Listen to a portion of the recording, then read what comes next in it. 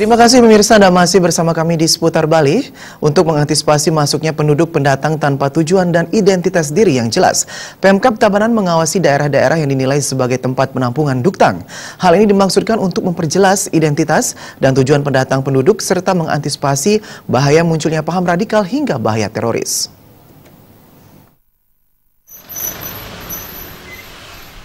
Sejumlah tempat dan daerah yang mendapat perhatian khusus, yakni terminal resmi maupun bayangan wilayah Kampung Kodok, kos-kosan, serta bedeng-bedeng liar di lahan kosong. Wakil Bupati Tabanan Komang Gede Sanjaya menilai, langkah ini diambil bukan sebagai tindakan diskriminasi terhadap penduduk luar, namun lebih pada upaya mewujudkan keamanan bersama. Karena berdasarkan sidak di sejumlah tempat ditemukan banyak tempat kos-kosan dan rumah bedeng yang tidak diawasi pemiliknya dan dibiarkan begitu saja. Pemerintah akan segera mengambil tindakan berupa pemanggilan kepada pemilik maupun pengelola kos dan rumah bedeng untuk dimintai keterangan dan pertanggungjawabannya. Khususnya kan sekarang di Kabupaten Tabanan ini banyak terhadap mempunyai tempat-tempat kos-kosan. Nah, kos-kosan ini kemarin ketika didata oleh pihak kepala desa, ada camat, ada dari pihak kepolisian, TNI, bahwa banyak sekali yang punya kos tidak begitu perhatian terhadap penduduk pendatang, khususnya yang kos-kos, dari mana asalnya dan lain-lain, tidak pernah juga ngelapor dan lain-lain. Nah, maka dari itulah di aweg-aweg di Pararem kemarin, di data ini tertuanglah di situ. Kalau salah satu penduduk pendatang nanti tidak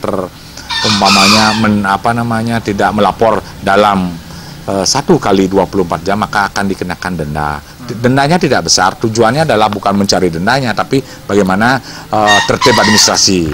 Kedua juga seandainya membandel atau gimana, akan dipulangkan. Kita bekerja sama dengan Dinas Sosial, dengan Satpol PP, sehingga kita pulangkan.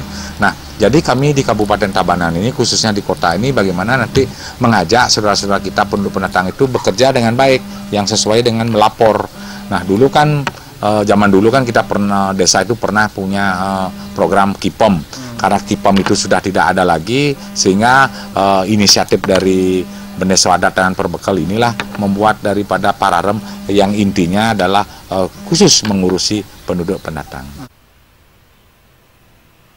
Pemerintah bersama aparat tidak akan segan-segan memberikan sanksi bagi penduduk pendatang yang tidak memiliki tujuan yang jelas, mulai dari denda, pemulangan, serta proses hukum. Terima aja dan Saputra.